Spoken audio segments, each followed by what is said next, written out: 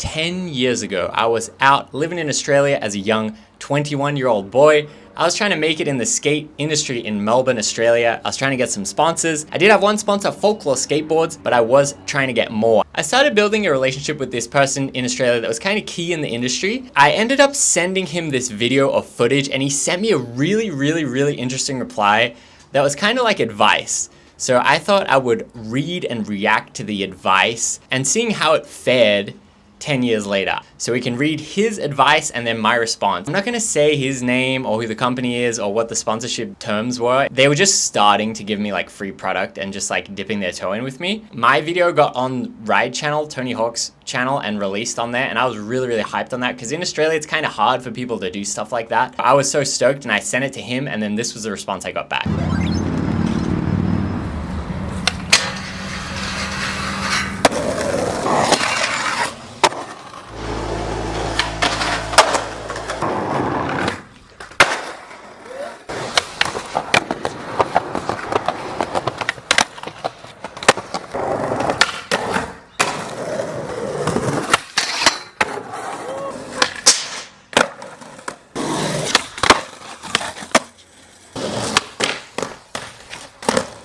Hey, Mr. X, here is my credit cards that got released on the Ride channel today. Check it out.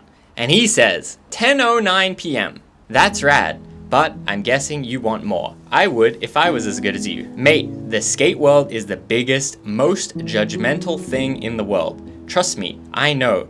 I'm an ex-pro vert skater and have dealt with my fair share of haters. But with skateboarding, as much as you want to be yourself, sometimes you have to conform, which is so hypocritical of what the sport is about to actually be taken seriously. I'm a pretty straightforward guy and I hope you don't take this the wrong way, but you can either use this to your benefit and succeed in this fickle industry or keep going about it. Imagine just 21-year-old me, like, yeah, my sponsor's gonna like this, yeah, and then I get this email back and I'm like, whoa! Everyone in skateboarding gets a reality check. Some of us are born fashionistas, brackets not me, and some aren't. Skateboarding is where fashion for the streets is born out of. Muska got a reality check from Jamie Thomas, just like Chris Cole did as well. Image in skateboarding is paramount. Chris Cole used to wear baggy ass jeans and big puffy shoes. This is when he went from fresh to hesh. So with you need to put some pants on and skate the same color shoes. Jamie Fortune did this and got kicked off Globe in no time, and not take your shirt off. Pat Dandy, an Australian skater, seems to be the only beast that can do this. Now, I don't give a shit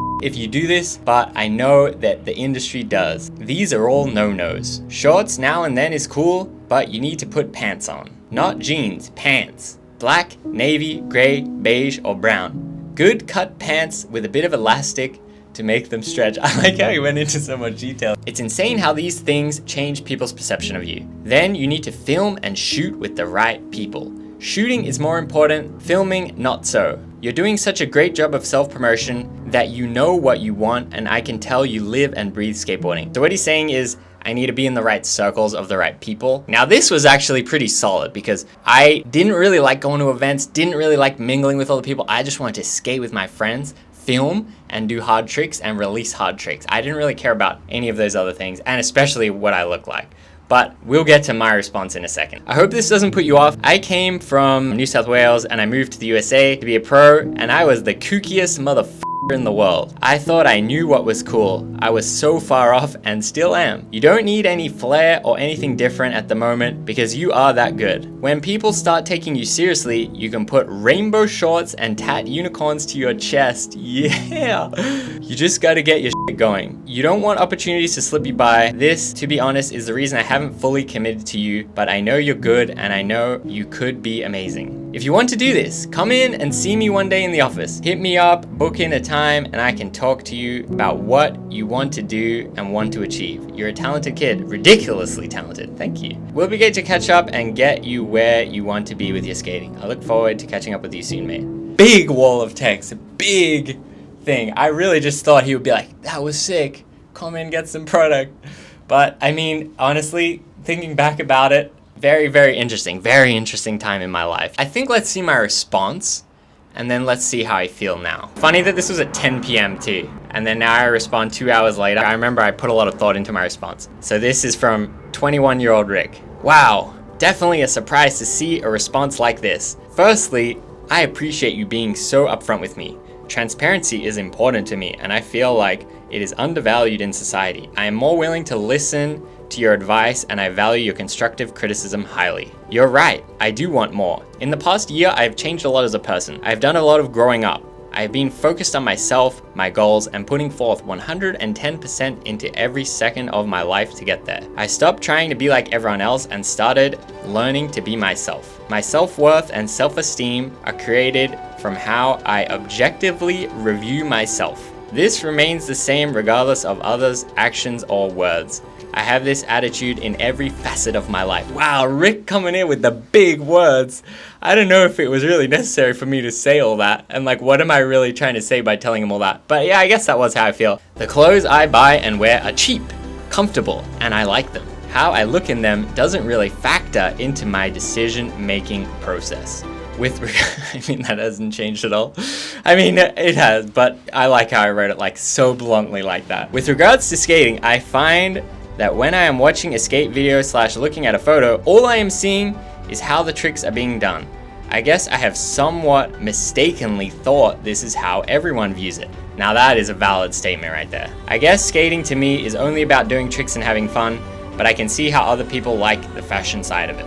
If I'm being honest, I don't really care much for fashion or social politics, in skating or everyday life. In my studies, parentheses, I study film and TV at university, and social politics are very important as to whether or not you will be successful. You know, that is why I didn't like film and TV. Generally, I try to focus my energy into learning / actions rather than my persona. I guess it is a weakness of mine. What is your weakness?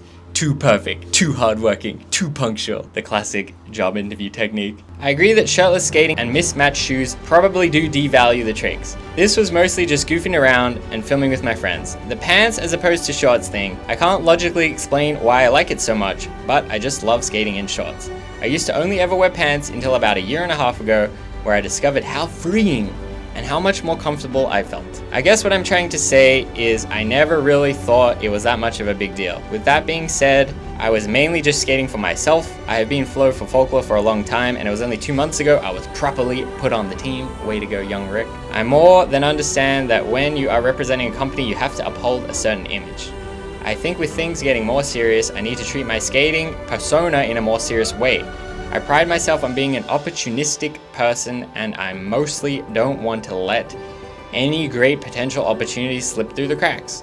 I am happy to start changing my image, parentheses, in the public eye, at least winky face, yeah.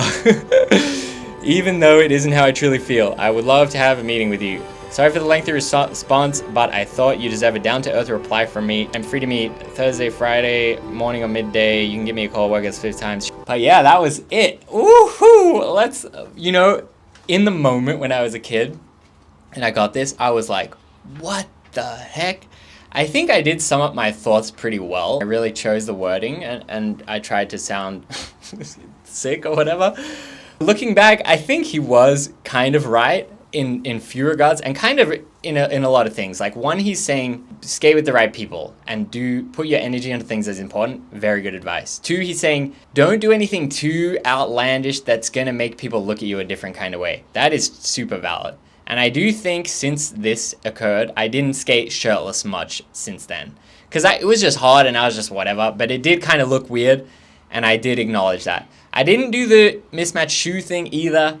I just did that like a couple of times just for fun. That was kind of valid too. But the shorts thing, I said to him I was going to wear pants. I did not. We didn't actually take the meeting. I don't think anything ever happened after that last email. But it was funny though that I was like, man, do I really have to skate in pants? I remember thinking like, dang, am I really going to just try to film in pants now? But I did not. Shout out to him, because this was sick. Like, he really went out of his way to help me. And he did kind of see potential in me, and he wrote this long message. I do appreciate it. And looking back, I think it was a cool thing for him to do. He could have just said cool clips and just been like, yeah, this guy's not it. I am grateful for that. How has my views changed from my original message? I think I was still a little closed off, even though I agreed with him at the end. He was right that you do need to take care of your image. That's what I tell to skaters too. People seem to be under the impression that I am good at skating, I get free skate stuff. And it's like, well, no, you're good at skating and you get opportunities to represent companies, and that results in free stuff and getting paid and money. So it's nothing to do with how good you are at skating. How good you're at skating has just gotten you in the door to do those things. But yeah, I thought you might guys like this. I definitely found it very interesting reading this 10 years later and like seeing how it's aged and how things have progressed over time. I mean, my fashion style is impeccable now. Shout out to me. If I was to give advice to young people trying to get sponsored now, I would say the most important thing is be authentic. That's not one thing that he said. He said you gotta more conform. But social media wasn't as big then. But now I would say be authentic, be authentically you, but as well think about your image and think about representing other companies, and always be aware of those things. Don't just go crazy and just do crazy stuff and make the brands look bad and things like that. Just be conscious of what you're doing, but be authentically you. But that's it, fam. I like skate.